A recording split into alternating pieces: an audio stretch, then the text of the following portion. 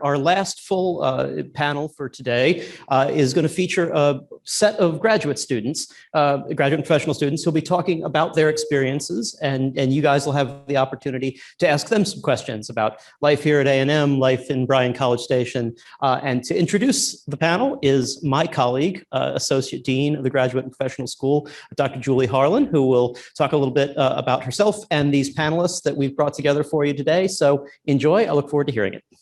It is great to see such a full room of faces. We have been virtual too long, and I want to thank you all for your attendance today. As Dr. Sipe said, I'm Julie Harlan.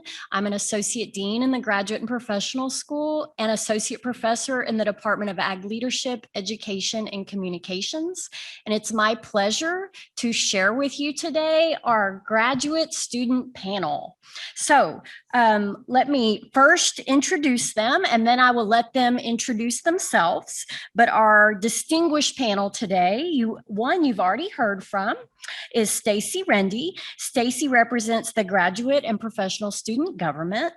We also have Sharendu Das from the Indian Graduate Student Association. We have Nandi Kirk Bradley from the Black Graduate Student Association. And last but certainly not least, we have Bradford Garcia from the LGBT graduate group. So can we just first give them a round of applause for coming to share with you today? So to get to know them a little bit better, what I'd first like for each of them to do is do a brief introduction and tell us what department and degree they're pursuing, as well as their hometown, and if they had where they did their previous degrees. So let's start with Stacy. Howdy guys, my name is Stacy Rendy. I am getting my master's in sport management. So any sport management people in here, a whoop. Yes. I'm also getting a certificate in advanced international affairs with an emphasis in intelligence from the Bush School. I am from Louisville, Texas, which is about 3 hours north of here. It's around Dallas. And I got my undergraduate degree here in kinesiology. Thank you, Stacy. Howdy, Ags. My name is Nandi Kirk Bradley. I'm getting my master's in bio and ag engineering with the emphasis in entomology. I did not get my undergrad here. I got my undergrad at North Carolina A&T in Greensboro, North Carolina, and I'm from Columbia, South Carolina, so a little far away from home. Howdy, Ags. I'm Shorendu Das, and I'm a PhD student in computer engineering. I am from a country called India. As you know, I represent IGSA, which is the Indian Graduate Student Association. And my hometown will be a small place called Calcutta in West Bengal, that's a state in India. And looking forward to interact with you guys. Thank you. And howdy, my name is Bradford Garcia. I'm a PhD student in the mathematics department. Hopefully everyone can hear me. Let's see, I did my undergrad actually at A&M Commerce within the A&M system, but not here. And my hometown is Little Elm, Texas. It's also pretty close to Dallas. Did I miss anything? No, you got it all. Thank you all. That's great. Okay, I'm going to kick things off with the first question, and then we will have folks around the audience. We've got a couple mics, and so if you have questions, be thinking of those. But the first question I am going to ask this illustrious panel is, what is the one thing that you wish you had known prior to starting grad school? So why don't we start here, Bradford? Sure.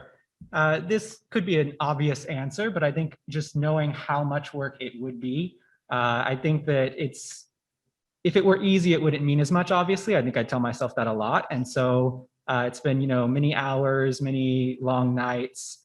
I think, if you're here, hopefully it's with a lot of purpose and you know why you're here and you can keep that in your mind as a driving force, but it is certainly a lot of work. And so though maybe obvious, that would be my thing, that just knowing the depth of how much work it might be. Howdy all. For me, I think the question which the question which puzzled me a lot and which I learned later when I came here was like, how would community life is also very much important here. Like, to give a brief pointer to that, you could understand that your social life will be a lot different when you compare your undergrad with your graduate studies. Because I have done both, I can personally say that you have more association with your undergrad institute, your undergrad culture, tradition, values than what your graduate this thing is, because the studies become more focused and your time management and other skills go to a different level. But what you guys have to remember or keep in mind is that your studies, research, or whatever you're doing is not just the only thing. I mean, your friends, the people who you meet, the networking which you do, the community which you become a part of are all important, because those people are the ones who are going to be there, who are going to help you both in professional and in personal life. And that is what is going to keep you motivated through the hard grind of your graduate school. Thank you. One thing could you guys hear me? Yes, okay. One thing I wish I knew before coming here was where the OGAP's office was. I did not know where Grad school, Nadi. Oh, grad school. Sorry. Yes, we say OGAP's. I'm sorry, the Graduate Professional School's office was. I had no idea what they were, honestly, before I got here, and I needed them a lot my first year. They helped out with resources, career advice. I was able to find a couple of internships through them, get some certificates and things of that nature, help with like professional development things. And so I would definitely suggest knowing where that office is and connecting with them as soon as possible, because they're there to help us. And they really did help me my first year. And we did not coach her on that answer. They at did all, not, so. I promise. No, they did not. Okay, one thing that I wish I would have, I guess, told myself before starting grad school is that it's okay to be nervous, and it's also okay to try new things. Like I asked earlier, who was involved in government related things in undergrad? I really got started with government related positions in my grad studies. And so granted, I had leadership positions in undergrad, but it's been a really great and new opportunity and new world to step into. So don't be afraid of new opportunities and challenges, because they will come, and take it with stride, take it day by day, and just learn as much as you can, soak up as much as possible, because we're not here forever on this campus. We're here for a couple of years, and then we're gonna go on and out into the world, and we're trying to take as much as we've learned here and apply that to the real world life. So try to soak up as much as possible while you're here, because there are so many resources available to y'all. Perfect. So now we would like to go out to our crowd. And if you have a question, if you would raise your hand and let us know, Dr. Dixon will be coming to you. And if you don't have questions, I have more. We can also go to our chat to see if we have any questions in our chat. Here's one right here, Dr. So my name is Yasser. I'm doing a PhD in petroleum engineering. I'm from Libya. So my question, if any of you can relate, in the first semester, some students do not have any sorts of on-campus positions like teaching assistantship or research assistantship.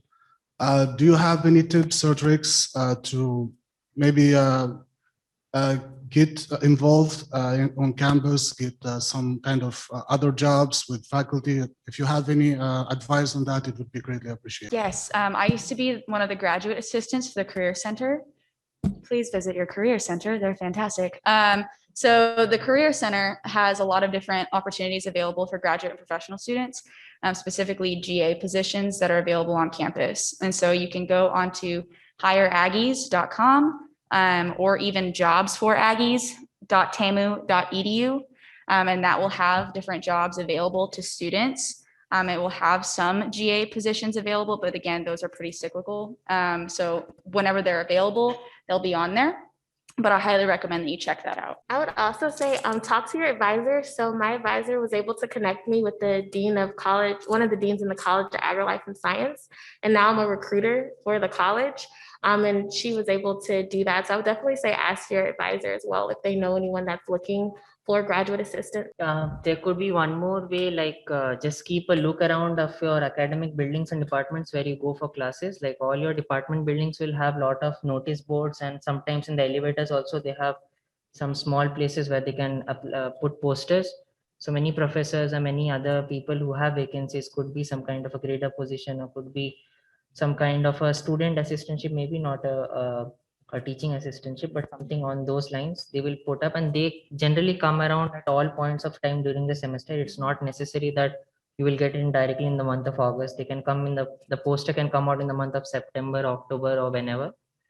So, I mean, again, those are something like based on what your qualifications are and first come, first serve. So yeah, I mean, you should also have a look out for all of that.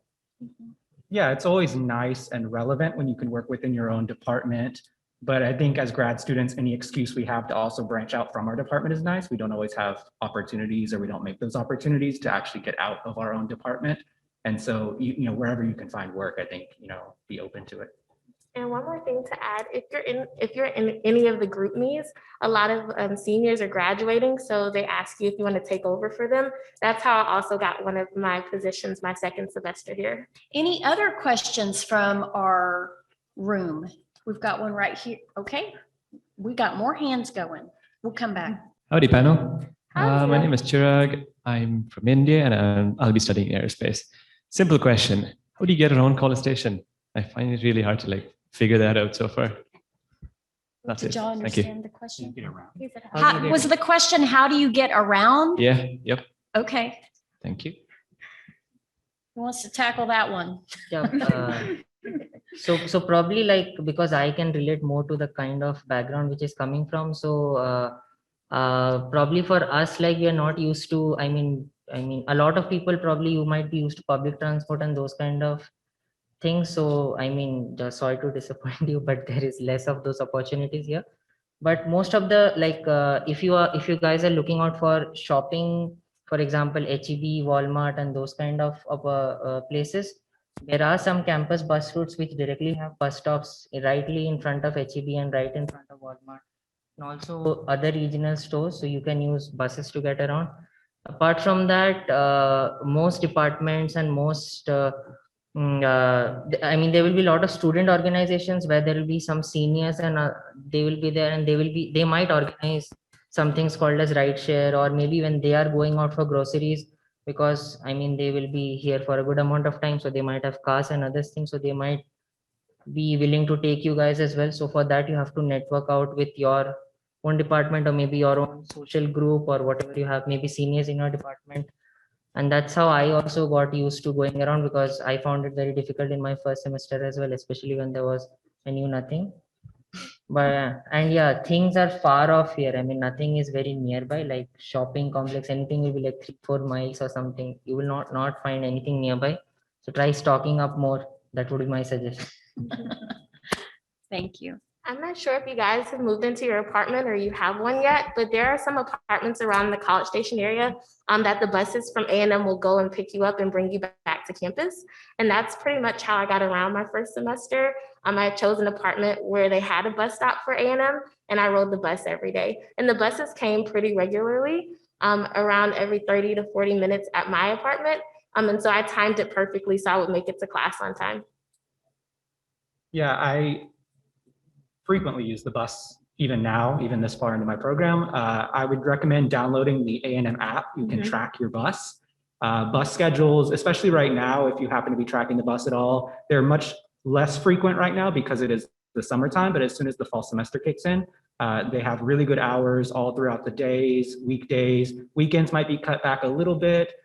During breaks, they draw back a little bit, but the buses are pretty frequent and somewhat vast that you can get around. Sometimes you might need to take a bus to get to campus and then take a bus to get where you're going, if you're trying to go to the grocery store, for instance. But the buses are there and are available to you as students. Outside of that, it's not that, like it has been said, it's not like College Station has vast infrastructure for public transit, but the university does have some. So buses are great, and then there's Uber and Lyft and Friends.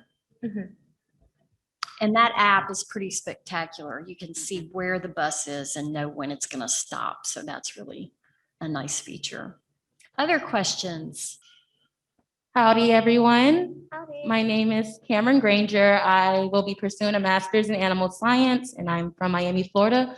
My question is, do you guys have any advice or tips for first-time TAs? Yes, definitely. Grade as early as possible. Do not let it pile up on you. I didn't realize that my first semester and grades were due in a few weeks, and I had like about 10 or 15 10-page papers to read. So I would definitely say grade early. Also keep in contact with your professor. They want to know what's going on. So I would definitely say have a good relationship with the professor that you're working with. And also the students. So we host office hours, and students want to feel comfortable coming to your office hours. So, make them feel a little comfortable coming and talking to you about their work. But those would just be my pieces of advice. And many of you know that next week is the Teaching Assistant Institute. So if you're serving as a TA, that's a wonderful place where you will learn a lot of amazing things. So stay tuned for that. I think when I first started off as a TA, something that I think gave me a little more confidence was just how I framed, if I ever had to be in front of students, speaking to students, teaching students. For me, it's just how I mentally frame that. Like right now, to speak in front of all of you, as long as I feel like it's very conversational, I don't have many nerves about it. And so, you are instructing to a certain degree, but I think having a good rapport with your students and getting to know them and making sure that they find you approachable and able to help them, just striking up that rapport with your students. And now that we're face to face, that'll be much more possible, thankfully. So I think developing a relationship with your students and making yourself available to them, and just having the right frame of mind in terms of, you are currently a grad student. I think, some of you might want to be on a last name basis with your students. Some of you might want to be on a first name basis with your students, but whatever the right balance is for you, just trying to find that. And through time, you'll gain much more experience and confidence and be a great TA, I'm sure. And I want to add one more thing to that point. Typically, your professors will give you the syllabus and all of the things that you'll be doing throughout the year. So I would definitely say go over those items before school starts so you can be familiar with the material. And also, I typically do the assignments before the students do them so I can answer the questions that they may have. Well, howdy, y'all. My name is Caleb. I'm in the mechanical engineering department, and I'm coming from Fort Worth, Texas. So I'm kind of new to A&M and all that. But one thing which I've picked up on is we get a lot of emails. And I presume that you guys being in leadership get even more emails. What are some tips that you guys have for managing that and just sorting through what's important, what's not, and responding to people promptly and that sort of thing? So thank you. Truthfully, yes, we get a lot of emails. Truthfully, I would really recommend that you don't opt out of emails. And I know that is probably not what you want to hear. But the reason why I say that is because you will get some emails that are pretty important. Moving ahead or reflecting back to last year for the student body president election, a lot of students weren't able to vote in it immediately because they opted out of getting emails from A&M. Therefore, their particular link to vote for student body president never got to them. And so there are other very important emails that would come from Dr. Karen Butler-Purry, who is with Graduate Professional School, or maybe from GPSG or other organizations on campus. So truthfully, there's no really right way to go about it. I would say try to keep up with it as much as possible. There are some in brackets that say like TAMU dash something on there. Those are typically like the mass emails. If it doesn't have those brackets in front of it, those are typically the ones from your advisors or from Graduate Professional School. Those don't have brackets most of the time. That's kind of how I sift through it. But yes, you will get a lot of emails, but a lot of them are quite important and they do pertain to you, and you'll really gain some great experiences from some of the stuff that they're giving you in those emails. So I'm a planner and a little bit of a scheduler. So each morning and at night, I take about 30 minutes to look through all of my emails, and I go through and star the ones I think that are important. And then I star the ones that require my immediate attention. Like I put like the exclamation point on it. And then when I have time throughout the day, I'll go back and look at the ones that I starred and then look at the ones that needed my immediate attention. Being a TA, the department that I worked for, they wanted us to reply back to students within 24 to 48 hours. So I made sure that I checked my email every day because students always emailed me. And sometimes they would email me at 4 or 5 o'clock in the morning. And so I would have to make sure I got back to them the next day at 8, 9 a.m. So I would definitely say check your emails, especially if you are TAing. Students do love to email you.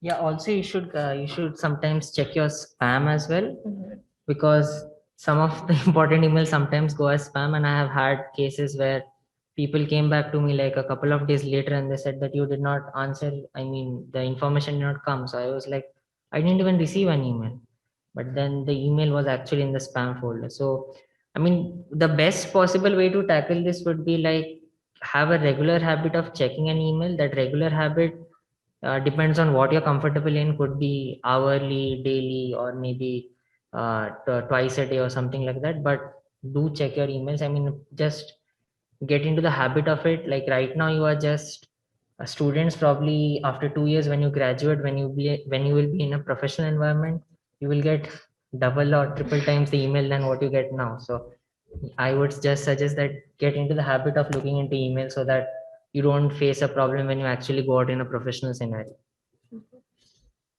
As grad students, we do, sometimes live in a gray area between student and instructor if we are like a TA, for instance. And so we're on multiple mailing lists of getting all the student emails, getting all the faculty or staff emails. So it is a lot. And I can't recall if it was a very recent change, and I think I needed to opt into it, but I currently have it set up where I get a daily digest. So I don't just get every individual email on these mass email lists for students. I get a collection of all of them. And if I think a particular line, email line, if there's a survey that I really want to be a part of, then I can opt in, or I can, check that specific email from the digest. But that really helped slim down a little bit just how many individual emails I was getting in a day. So that might be something, I forget if you go to gateway.tamu.edu, that might be where you can opt into that. I forget. Yeah, I think so. Yeah. Great answers. We do have a question from the chat. Yes, so we have a question from Courtney Bosquez, who asks, are there hybrid or virtual opportunities to get involved for those of us who will be attending part-time programs but working full-time? I'm living in College Station, but will be attending Mays City Center.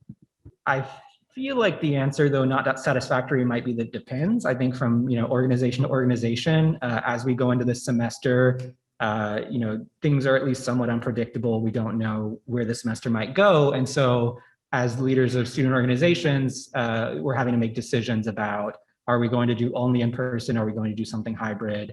What are we planning for? And so, I can't answer, a blanket statement, but there hopefully will be some opportunities, and you might just need to look a little harder to find what those are. If there's an organization that you're interested in getting active with, you can contact them through whatever contact information they may have to try to find out what they're planning for the semester, to see if there may be some option for you to, Zoom in or join the meeting virtually, even if it is going on in person.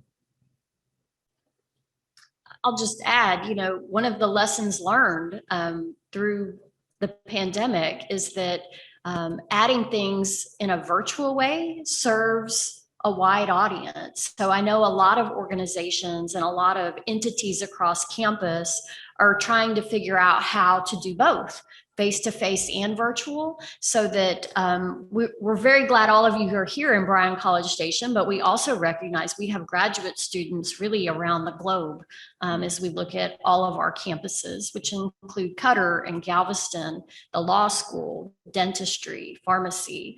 So ensuring that all needs are met. It's something that we're challenged to do, and we found through COVID, we do have some newer options that do serve folks. So we're encouraged to do that. What off-campus resources and venues would you recommend to graduate students? Venues like food, coffee, stuff like that. Off-campus resources and venues would you recommend to graduate students? Anywhere where we can study or have some peace of mind. Gotcha. Not be on campus like 70 hours a week. Right. Understandable. Great question. So there are a lot of different places, even that are kind of on campus, but I consider off campus. There is the kind of pond area behind the Bush School. I really like to go back there. It's fairly quiet and peaceful. But there's also other coffee shops that I frequent quite often. So there's POV, which is a little bit away from campus. It's just letters POV. It's by the Stella Hotel. It also has an outdoor space next to a pond. It's very peaceful. And then there are a couple other coffee places like Sweet Eugene's that is a little loud, but it really does give a fun vibe. If you've ever seen Friends, it gives a really good Friends vibe. But then there are some other places too, if Nadia wants to go into that. Yeah, I was about to second it with Sweet Eugene's. Sweet Eugene's is a nice coffee shop to go to, and they have the best broccoli and cheddar quiche that I've ever had. It's really, really good. And then I'm very big on the outdoors. So Wolf Pen Park, or Wolf Creek Pen Park, I believe is what it's called. Really nice place to do, to walk around, walk your dog. They have concerts out there as well every now and again. A ton of picnic tables, food trucks sometimes. So I would definitely suggest going to that park. I'm trying to think. We also have First Friday. So it's the first Friday, go figure, of every month in Bryan, Texas. So it's right down the street. So College Station and then Bryan's right next to us. But it's where we have a bunch of artists that come out. We have a bunch of both actually painting artists and performer artists. All of their different shops are open, and you can go to bookstores, coffee shops, you can go get dinner. Lots of fun things to do out there. I really like it. It's an outdoor space, which is really great. And they rain or shine most of the time. It happens anyway. So first Friday of every month, highly recommend. It's right down the street.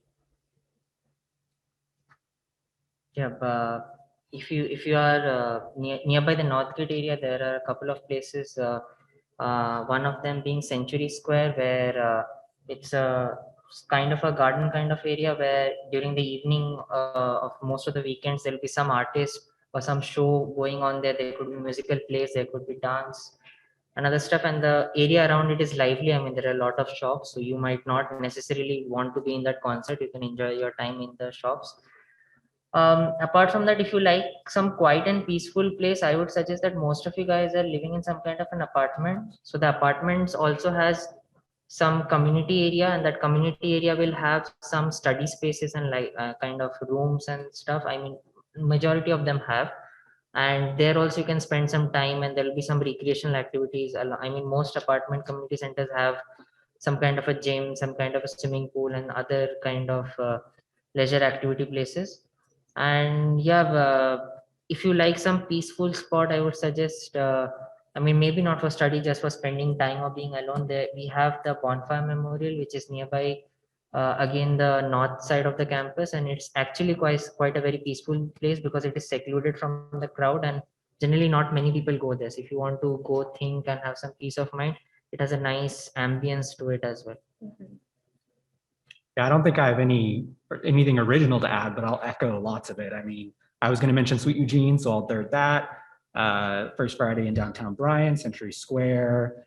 There's some nice places on campus, but I can definitely relate to the desire to get off campus. And so there's stuff that's not even very far from campus. There are lots of public parks like Wolf Pen Creek, and so there are places to go. I again don't really have much else to add. Thank you all. Those are great suggestions.